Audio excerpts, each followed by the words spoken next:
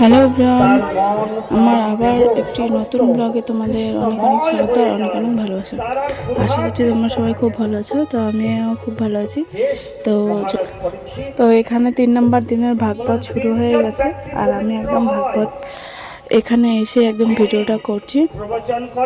তো দেখো আমাদের এখানে আবার ভাগবত পাঠ মানে 3 দিনের যে ভাগবত পাঠ সেটা শুরু হয়ে গেছে। তো তোমরা এখানে শোনো। সর্বদাই পবিত্র হয়ে থাকে।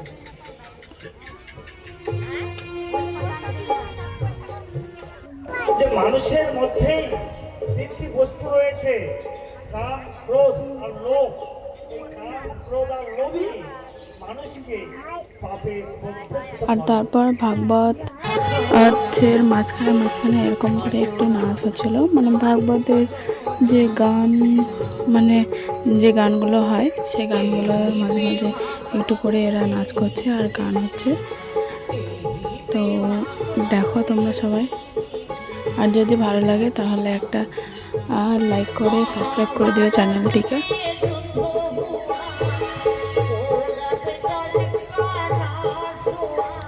আর কারো যদি আশপাশে বাড়ি হয় তো তোমরা এখানে আসতে পারো আমাদের এখানে ভাগবত শোনার জন্য।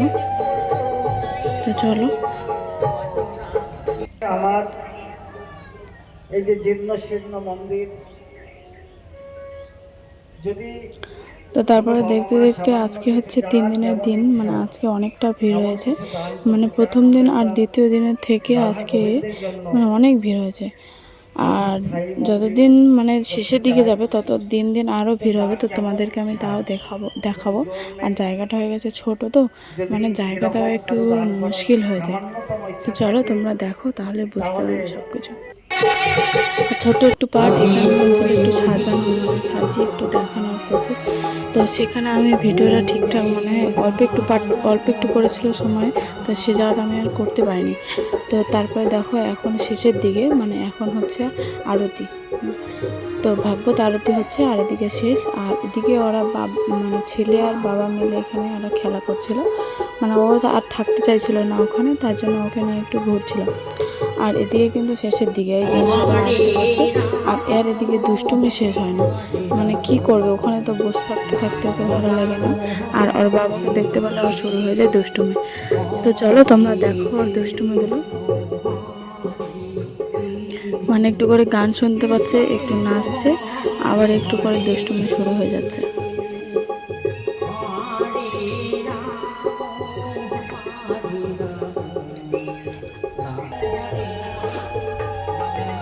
তারপর সবাই একে একে এরকমভাবে সবাই একটু করে আরতি করে নিচ্ছে।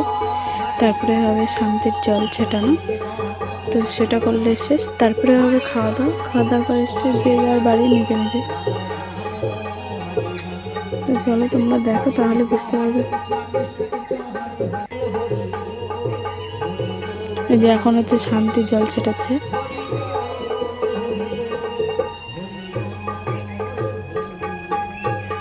আর পরের ব্লগে তোমাদের আসবে হচ্ছে শ্রীকৃষ্ণর জন্ম নিয়ে মানে একটা ব্লগ আসবে।